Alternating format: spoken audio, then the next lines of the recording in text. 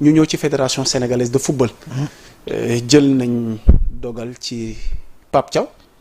alors sénégalais yëpp di poser question est-ce que Pape Thiaw rek mooy problème bi ba ñu écarter ko ndax problème bi du fédération gi yëpp moo xam entraîneur bi moo xam staff technique bi alors comment comprendre cette décision ak yow personnellement tey naka nga gisee taxawaayu fédération wi jël. par rapport à la situation ñu ngi def naan fédération bi ne gagné nañu xawma trophée lii waaye déedéet du ñoom ñoo ko gagné dañoo tabb ay sélectionneur yu dem recrute ñu dem sélectionner équipe dem gagné li nga xamul li trophée lu mooy dëgg fédération bi lépp li nga xam ne moo jëm si organisation bi ak yëpp léegi nag ñoom ñoo tànnoon entraîneur boobu. quoi qu'on puisse dire mais pour cette coupe du monde là ñëpp xam nañu ni kii nga xam ne mooy le premier à toujours payer les pots cassés. c'est l'entraîneur. tey jii ne boo gisee am na yeneen dëkk yoo xam ne coach bi soit démissionné na wa ilaa fédération bi jël nañu ndogal pour dàq ko.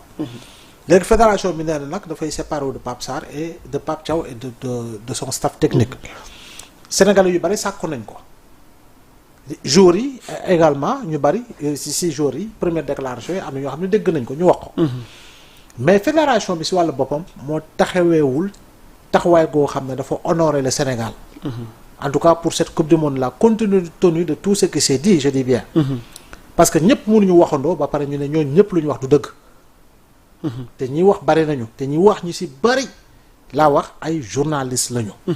fédération mënta liggéey ak ay influenceurs donc influenceur waaw ak ban type d'influenceur mais fédération mënoo ñëw nga ne mënoo liggéey ak spécialiste de l'information et de la communication. un professionnel de la communication et de l'information ce n'est pas possible.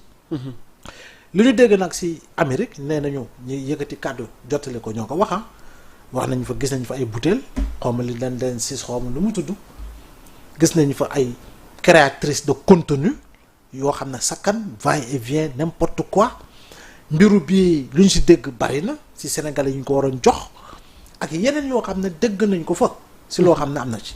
fédération boo xam ne bu ñu jógee Coupe d'Afrique bi def nañ fa assemblée générale boo xam ne ñoom seen biir ñoo doon saagante ay saagante yu ñaaw waaw pour lan ay problème prime te foo leen déggee ñuy coow prime te ñoom fu ñu dem ci compétition nee nañu fédération bi yóbbaale na ay nit lan moo fay seen njariñ lan moo fay seen njariñ Cap-Vert demul coupe du monde dégg nga coow ci staffu Cap-Vert ak seen fédération Côte d'Ivoire dégg nga ko fa Ghana dégg nga ko fa Égypte dégg nga ko fa Maroc dégg nga ko fa Sénégal rek nga dégg coow lu mel ni ba ay nit naan la sax daf ñëw fàttali Caire 86 bi ngay dégg ay coow Calamwana ak yeneen ak yeneen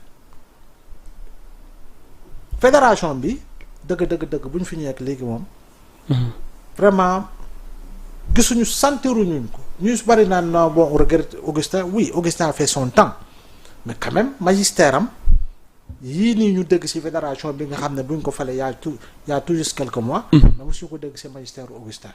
grand la ana sunu xaalis. tout ce que notre fédération là a amassé. ci diggante bi tout le temps du côté de l'entraîneur du côté des joueurs. non moo tax nous avons toujours des problèmes. ci bu ñu bëggee jot lañ leen dig wala seen xaalis. mais du côté des fédéraux y a aucun problème quoi y a aucun souci. moo tax dañ ko war a saytu. xaalis boobu c'est l'argent public. Sénégal moo te ñun mënuñu am une maanaam siège. Sénégal mooy nattu jox leen. waaw yu si bari. fédération c'est vrai que dans son organisation elle est autonome. mais dañ la war a fu xaalisu public argent public fu mu dugg rek war nañ fa yóbbu organe de contrôle dañ ko war a dem saytu. Sénégal li mu gagné ci Coupe d'Afrique bi ak li mu gagné ci qualification Coupe du monde bi dañ ko war a saytu. Comme Abdoulaye Wade avait fait en son temps. voilà def na ko fi. ñu yónnee kii rapport génn ñu gis fédération bi nu mu gérer xaalis bi. te mu juróon fi coow gu rëy. ok Abdoulaye Wade tas na fi fédération malgré tous les risques de sanctions émanant de la CAF et de la FIFA mu installé fi comité de normalisation respecter le délai pour ñu demaat ci beneen ñu andi fédération. ok il faut quand même que ces gens-là yaa ngi dégg servent le football. et que ñoom ñu ci bari ci ñoom arrête de se servir du football. une fédération boo xam ne elle n'est même pas en mesure mën a wut siège boppam ak li ñuy amassé ci xaalis yëpp dem ñu naan la jour équipe nationale football moo am immeuble boo xam ne ñoom ci lañ ko loué mais c'est problématique conflit d'intérêt day taxaw. conflit d'intérêt day taxaw Sadio Mané c'est un serviteur de la nation ba mu dalee football ba tey wane na ko yaa ngi dégg. mais moom immeuble boo xam ne fédération fa la dem di siéger loué ko. alors que un membre de la fédération aussi est le conseiller en communication de Sadio. ok foofu noonu dafay am. conflit d'intérêt. day am voilà. flagrant day am ay sew-sew. te amaana nit ki elle peut ne pas être elle peut ne pas être pour rien du tout mais toujours nit keneen nag ñeneen daañu ko xalaatee foofu mais il faut éviter tout ça pour se donner de la crédibilité à tout point de vue mais je dis encore une fois c'est honteux pour un pays double champion d'Afrique. ñuy dégg coow yu mel nii. surtout émanant de la fédération de football. ok il faut quand même que le balai soit là et que voilà ñu balaye foofu yëpp daal. et vite fait ñu dégg Abdoulaye Seydou Sow aujourd'hui il s'est prononcé mu mel ni moom dédouané na moom déjà moom responsabilité am mais xëy na bëgg sauver wàll la peau de la fédération des fédéraux. fédération moom ñëpp ñu waxee rek ñoom ñëpp aujourd'hui en limogeant Pape Thiaw oui c'est un acte pour nous faire oublier les actes yi nga xam ne fédération daf ñu si war a rendre compte.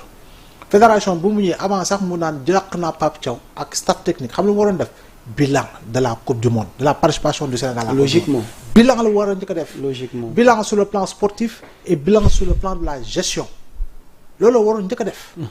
waaye nag dafa ne xaaral ma soulager sama bopp soulager Sénégalais yi su ñu yëgee ni dàq naa Pape Thiaw coow lii yëpp dañ koy fàtte.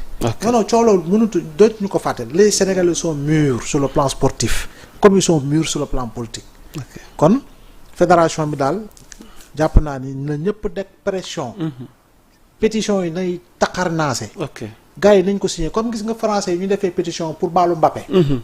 ah xam nga dañoo def pétition pour baalu Mbappé en quelques jours si 2 jours xaw ma amoon na 30 000 signatures pour baalu Mbappé ñun nañu def pétition pour véritablement fédération bi rendre ñu compte.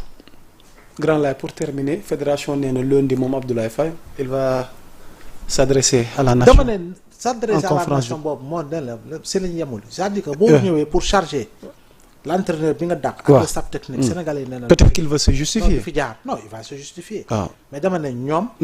nañ leen dem contrôler. ok xool xaalis bi ñu xam ne Sénégal moo ko moom. ñu jox ko fédération mu war ko gérer. mais nañ ñu saytu ko. et le ministère des sports dans tout ça. non xam nga les autorités tamit. non xam nga ministère xanaa fédération dafay bénéficier benn immunité. xam nga le ministère moom. waaw xam nga fédération oui fédération dafa nekk une entité. ok boo xam ne autonome. exactement. xam nga léegi nag am na lu bari boo koy jël comme décision c'est-à-dire que sanction mën na dal sa kaw. ok donc mais je pense que par moment aussi. il faut ñu xool où fan la ñu war a yegg pour franchir la ligne rouge là parce que cette fédération là même dans le conflit avec le Maroc vraiment. même le président de la fédération oui il doit se taire c'est mieux su war a wax kam nañ ko waxal. parce que saa bu waxee moom itam voilà yàlla xam doy na. dañuy terminer ak yow Samuel Makhtar Ba.